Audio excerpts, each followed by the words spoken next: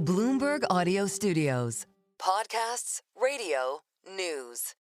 You're listening to Bloomberg Businessweek with Carol Massar and Tim Stenovec on Bloomberg Radio. Carol, you have traveled abroad in the last year. Did I? Yeah, you did. You went and visited your daughter. Oh, yeah, that's right. Yeah. You came back to the airport. Thanks, Tim. Yeah, no problem. You came back to the airport. Yeah. You're in line, Customs and Border Protection. Totally. You go up to them. You give them your passport. They Yep. you say, I'm Carol Massar. And they say, how do we know you're Carol Massar? Facial recognition. Well, facial is it? verification. There's a difference. There's a difference. Andrew Budd is going to explain it. And Andrew Budd's product is actually used by Customs and Border Protection in that exact situation to verify that we are who we say we are when we are crossing borders. I love that you said that because it's an interesting designation. So let's get to it. Andrew Budd is with us. He's founder and CEO of iProov, and he joins us from Amsterdam. It's good to have you here, especially as we are continuing to embark on our new world order thanks to AI. Tell us a little bit more about your company and the importance of this distinction between facial verification versus facial recognition, because they're very different things. They are very different, and it's very easy for them to be confused. Look, facial verification is about empowering the person, empowering the citizen.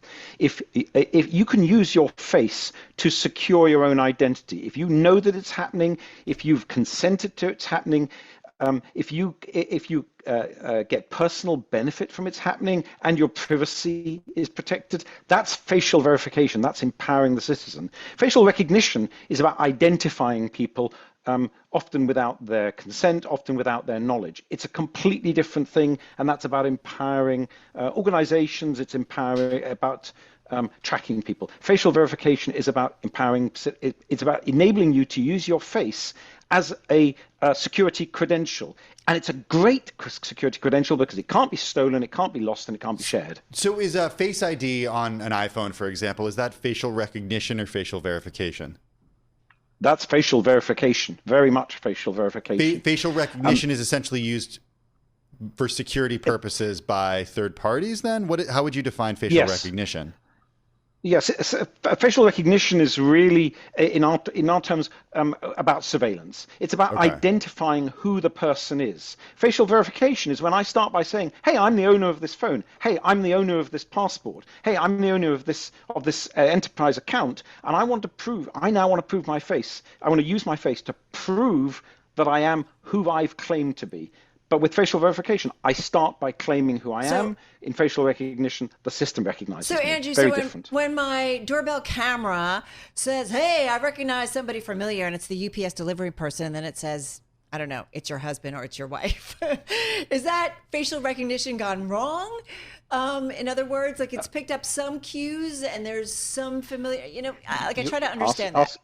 Yeah. So ask yourself always, does the subject have agency? Does the subject know it's happening? Have they consented to it happening? And are they getting personal benefit from it happening? Those are the real questions. So when you turn up at the border with CBP, we have systems installed in nearly a dozen airports around the US for global entry, and now increasingly also for US citizens at Orlando, for example. You turn up, you can choose to go through these systems that are based upon facial verification.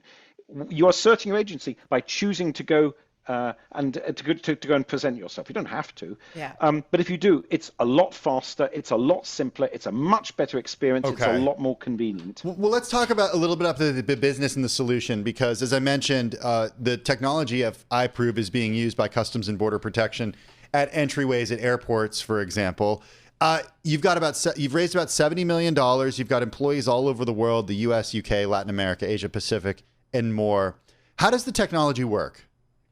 So most of what we do actually involves verifying that people are whom they claim to be when they're not physically present, when they're at home on their couch, for example, and they're trying to assert their identity for the purposes of opening an account, or maybe, very crucially, resetting their credentials when something's gone wrong. When a person's on their couch, it's really very difficult to know whether they are whom they claim to be. You can look at them, you can use your mobile phone to stream video to a central system and check that they look that they look like who they claim to be. But how do you know they're real? We live in a world of AI, of deepfakes, when it's extremely straightforward to put a digital mask over over a person's face and pretend to impersonate somebody. We stop that impersonation. We can detect very accurately when a deepfake is trying to be used to impersonate someone. Come on, Andrew. We've all seen like the Mission Impossible movies or something like where those deep fakes. That was a long time ago too. Right? Are used it was like 20 years ago, 30 years ago. Nowadays, it's a lot better. Right, exactly. Like the technology just gets better and better. So, I mean, how do we make sure the facial verification systems stay ahead of, you know, the AI that is creating those deep fakes in terms of their complexity? How do you do that? That's the central problem that we solve. That's what we built a global business doing, and we've been doing it now for quite some time.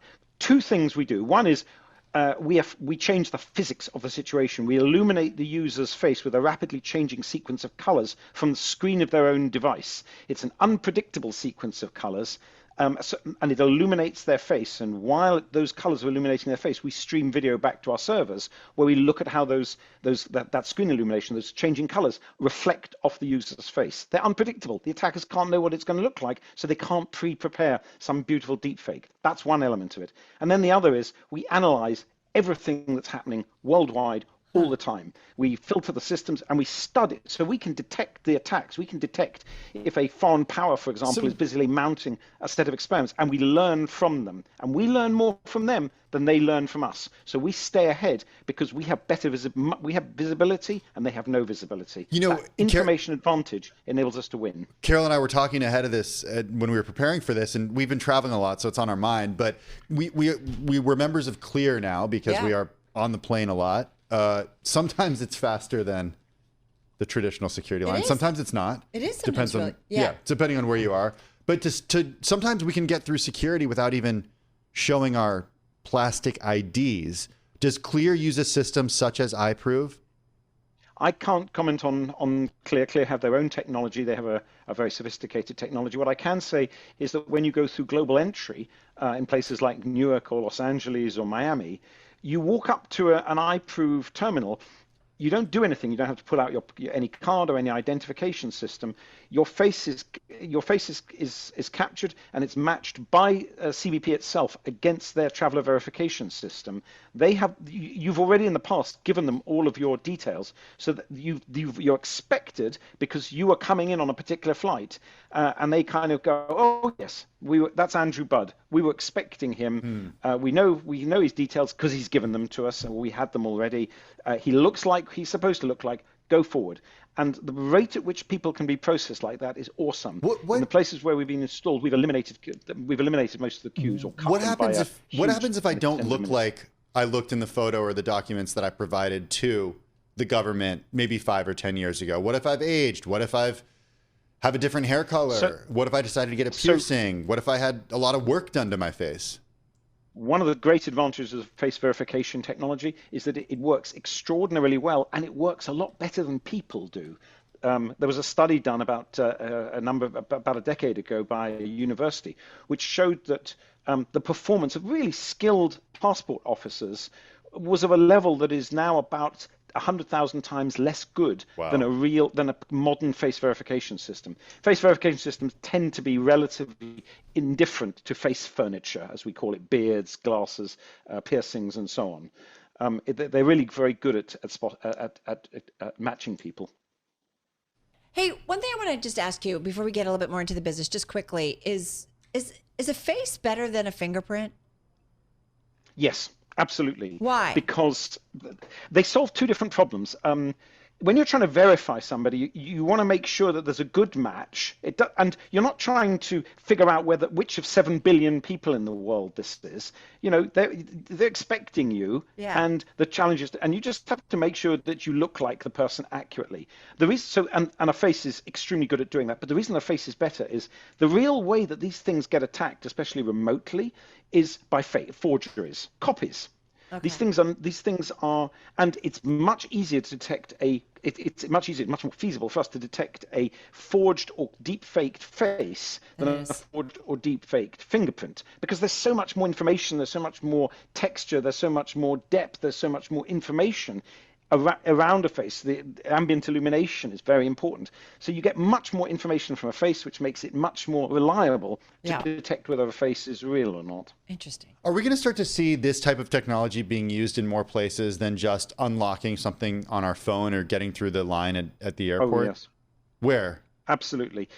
You're going to see this. So already, if you want to set up bank accounts in many parts of the world, you go through you iProov yourself remotely. You iProov yourself to do the know your customer KYC thing to make sure the person setting up the account is genuinely the person that they claim to be, and not somebody being an impersonating money mule who's going to launder money. That's already happening in many parts of the world, not so much in the US yet. For enterprises, we're going to see staff doing this both at the time when they're hired and also when they have to reset their credentials. When they're hired, there's now a real problem in the United States with impersonators, particularly members of the North Korean Secret Service, impersonating American staff and being signed up and given jobs to work remotely. There was a very public case in the summer of last year. Now, the CTO of Mandiant, which is a cybersecurity company, says that literally every Fortune 500 company has at least dozens, if not hundreds, of job applications from North Korean IT workers whose faces have been deepfaked to look like American staff when they're not. 300 US companies had been scammed by a woman who pled guilty in February for having run a scheme like this. So it's a huge thing. So our technology will make sure that the person who is being hired remotely is whom they claim to be. And then, when you come to reset your password, you haven't got any other way to assure yourself. All right, got it. So that'll be used for that as well. Hey, stay in touch. Love to check in with you again in the future. Andrew Budd, founder and CEO of iProov, joining us right here on Business Week.